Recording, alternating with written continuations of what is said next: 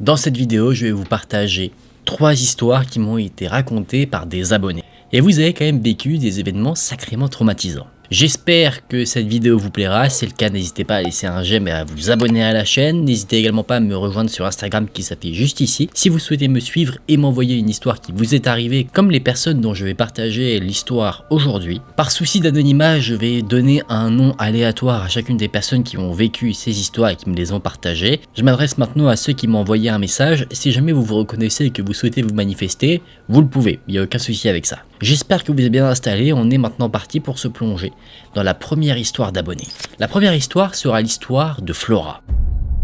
Flora nous raconte quelque chose qui s'est passé lors de l'année 2016 alors qu'elle était partie en voyage en Californie. Elle avait à peu près 19 ans à cette époque et elle rendait visite à l'un de ses amis dans la ville de San Diego. Il se trouve que cet ami était d'origine mexicaine. Il venait précisément de la ville de Tijuana, donc il avait l'habitude de s'y rendre. Alors que le séjour de Flora se passait plutôt bien, son ami lui a à un moment donné proposé d'aller faire une soirée dans la ville d'où il vient, la ville de Tijuana. Flora ne voit aucun inconvénient de se rendre à cette fameuse soirée parce que elle est avec un ami déjà et en plus elle est déjà allée dans la fameuse ville de Tijuana, donc pourquoi s'en priver? Pourquoi se priver d'aller passer un bon moment? Eh bien si elle avait su par avance ce qui allait se passer, croyez-moi que jamais elle n'aurait pris cette décision. Petit détail, c'est la première fois que Flora va se rendre dans la ville d'où vient son ami sans qu'il y ait les parents de ce dernier. Comprenez par là qu'ils seront totalement livrés à eux-mêmes là-bas. À ce duo s'ajoute une troisième personne, un autre ami qui lui aussi avait été invité à la fameuse soirée. Un plan s'organise donc, plutôt simple,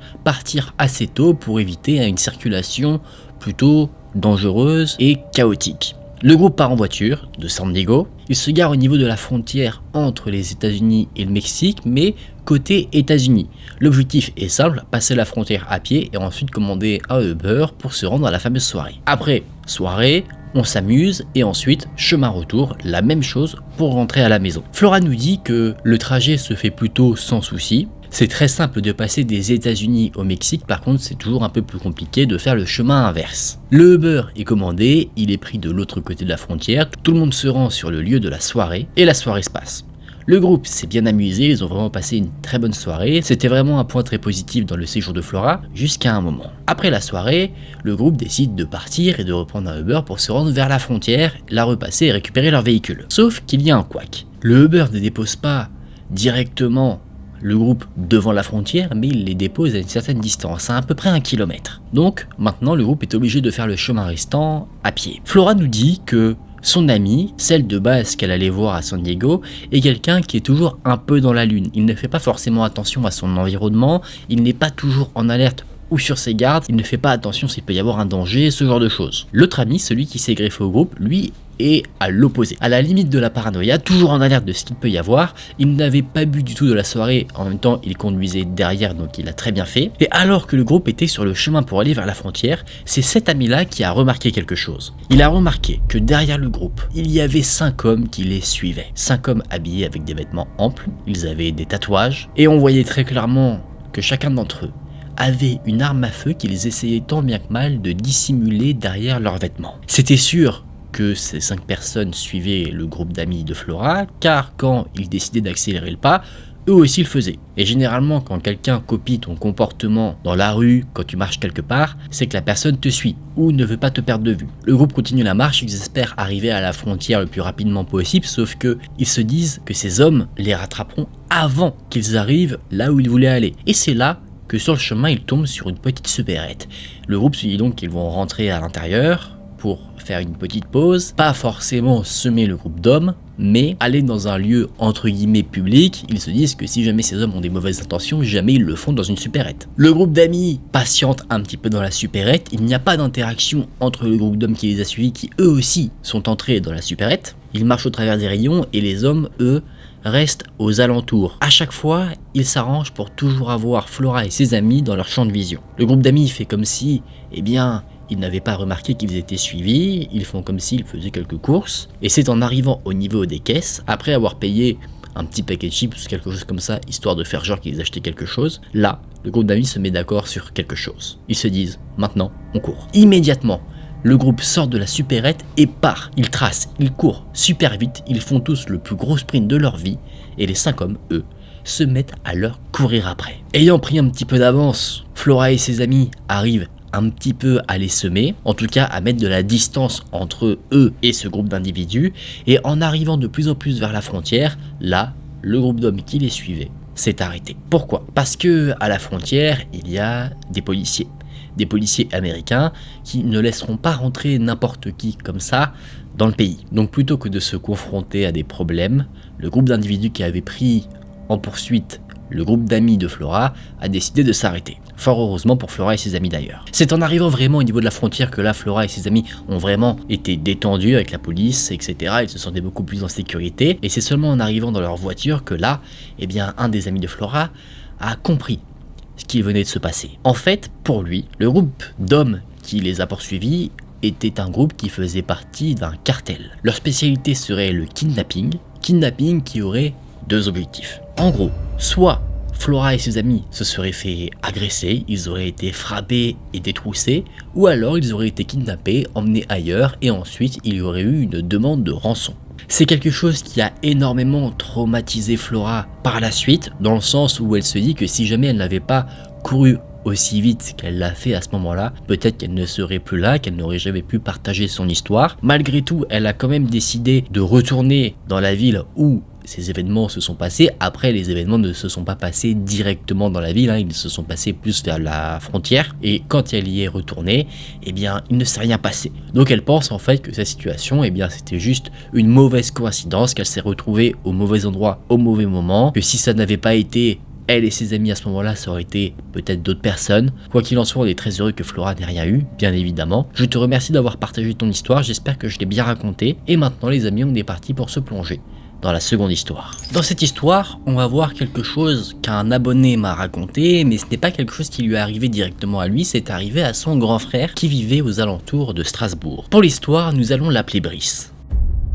C'est une histoire qui s'est passée durant l'année 2019. Brice était âgé de 19 ans en novembre et il venait d'intégrer l'armée. Il a fait son service et à un moment donné, il a eu des vacances bien méritées. Avec des collègues qui sont devenus des amis, ils ont ensemble loué un Airbnb et voulant vraiment profiter un maximum de leurs vacances, ils ont décidé de faire une petite soirée. Un Airbnb a donc été loué dans un lieu assez particulier car il l'a loué dans la campagne, dans un village connu apparemment par rapport à des disparitions. Au moment de louer le Airbnb, Brice, lui, il s'en fiche, il se dit qu'en plus ça fait un Airbnb qui est vraiment très qualitatif et pas très cher. C'est vers 16h qu'il arrive au fameux Airbnb pour tout préparer, et alors qu'il est en pleine préparation en compagnie de son meilleur ami, il entend un énorme bruit venant du plafond. Étant assez courageux, les deux hommes ne se posent pas de questions, ils décident d'aller investiguer et voir ce que c'est. Ils vont donc au grenier, étant sûrs tous les deux d'avoir entendu un bruit et ne voyant rien. Là,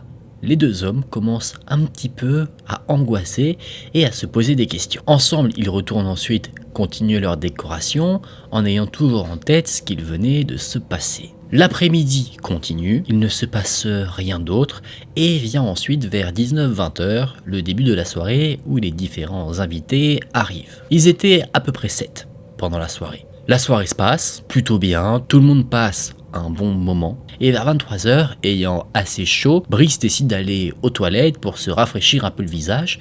Et alors qu'il passe de l'eau sur son visage, il entend de nouveau un bruit qui vient du plafond. Ce bruit était à peu près le même que celui qu'il avait entendu avec son ami plus tôt, mais il entend un second bruit qu'il n'avait pas entendu avant. Ce bruit, c'était un rire. Immédiatement, il est allé voir ses amis pour leur en parler. Et évidemment, dans l'euphorie de la soirée, tout le monde pense qu'il a peut-être trop bu ou qu'il a imaginé quelque chose, mais personne ne prend ça vraiment au sérieux. D'ailleurs, même Brice pense que c'est ses amis qui ont imité un rire pour lui faire peur. Lui-même se pose des questions, il ne sait pas s'il a vraiment entendu quelque chose qui venait du grenier ou si peut-être c'était une farce. Mais il y a un événement qui va mettre tout le monde d'accord sur le fait qu'il y a quelque chose de pas normal. Cet événement, c'est la trappe du grenier qui s'ouvre toute seule.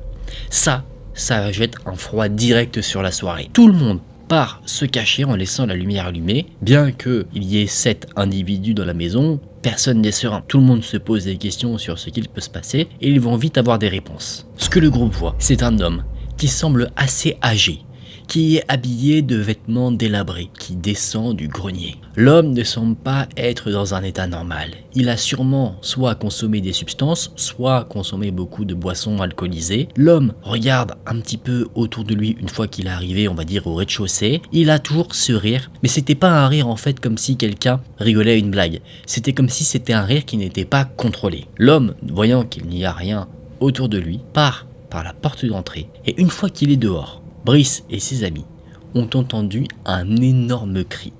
Un cri qui semblait être un cri de rage. Après ça, le silence est revenu. Brice et ses amis ont attendu un petit peu cachés avant de sortir et de regarder si l'homme était toujours là et de refermer la porte d'entrée. L'homme n'était plus là, donc la porte d'entrée a été verrouillée pour que tout le monde se sente en sécurité.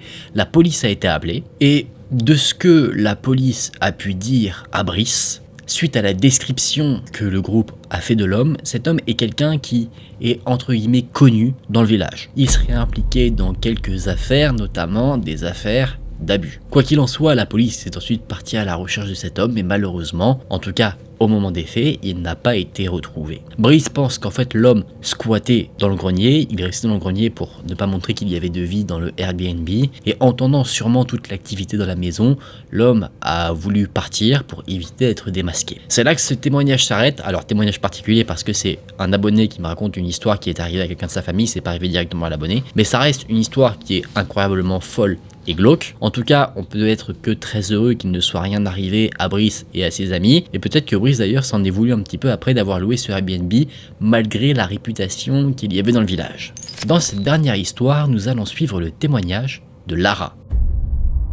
Lara nous raconte que durant l'année 2018, un drame a surgi dans sa vie. Elle a malheureusement perdu sa grand-mère le lendemain de son anniversaire. Ça a été une épreuve qui a été très difficile à surmonter, et donc dans sa peine, Lara a décidé d'essayer de rentrer en contact avec sa grand-mère au travers de divers moyens, les moyens qui permettent d'entrer en contact avec des esprits. Elle a tenté plusieurs fois, pendant 2 semaines sans avoir aucun résultat. Mais c'est à peu près à la date de l'enterrement de sa grand-mère que là, elle a commencé à vivre des choses qu'elle n'explique pas. Elle avait 2 anges en statue qui lui avaient été offerts par sa grand-mère. Elle nous dit que la grand-mère en faisait la collection et voulant partager cette passion avec sa petite fille, elle lui en avait offert 2. Et bien ces 2 statues ont été brisées à des moments différents, soit pendant la nuit, soit alors que Lara n'était pas chez elle. À un autre moment, un cadre avec une photo de la grand-mère s'est brisé un soir, faisant vraiment un bruit très fort, un bruit qui ne correspondait pas vraiment à ce que le cadre a subi normalement. On aurait pensé entendre quelque chose comme du verre qui se brise, sauf que là le bruit était beaucoup plus sourd. Encore à un autre moment, la mère de Lara voulait afficher un nouveau cadre dans la maison. Elle l'avait acheté mais elle ne l'avait pas encore exposé, donc ce cadre était sous un placard pour ne pas être abîmé et il attendait là le temps que la mère de Lara fasse les démarches nécessaires pour afficher ce fameux cadre. Sauf que ce cadre s'est lui aussi brisé alors que personne n'y avait touché. Encore plus tard, Lara est partie en vacances avec sa famille et en revenant chez elle, elle a été surprise de voir que sa grand-mère, donc la grand-mère de l'autre côté de sa famille, voulait partir de manière très précipitée. Lara l'a appelée plus tard pour savoir pourquoi. Est-ce qu'elle était énervée? Est-ce qu'il y avait quelque chose qui n'allait pas? Et sa grand-mère lui a avoué quelque chose de surprenant. Un soir, alors qu'elle dormait, elle s'est réveillée pour aller boire un verre d'eau.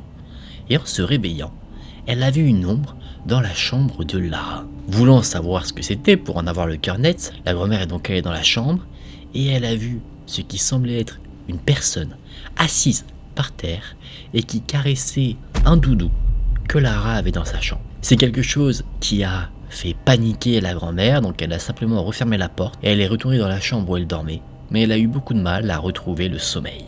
D'autres événements se sont produits, souvent dans la chambre de Lara, comme des objets qui se brisent ou qui disparaissent, et tout s'est arrêté au moment où Lara a déménagé. C'est là que le témoignage de Lara s'arrête. Alors personnellement, au vu de l'histoire, j'ai une théorie qui se tient évidemment si on croit au paranormal. Il faut savoir, de ce que j'ai pu apprendre avec différentes recherches pour des vidéos, etc., que quand on cherche à entrer en contact avec les esprits, on envoie une sorte de signal.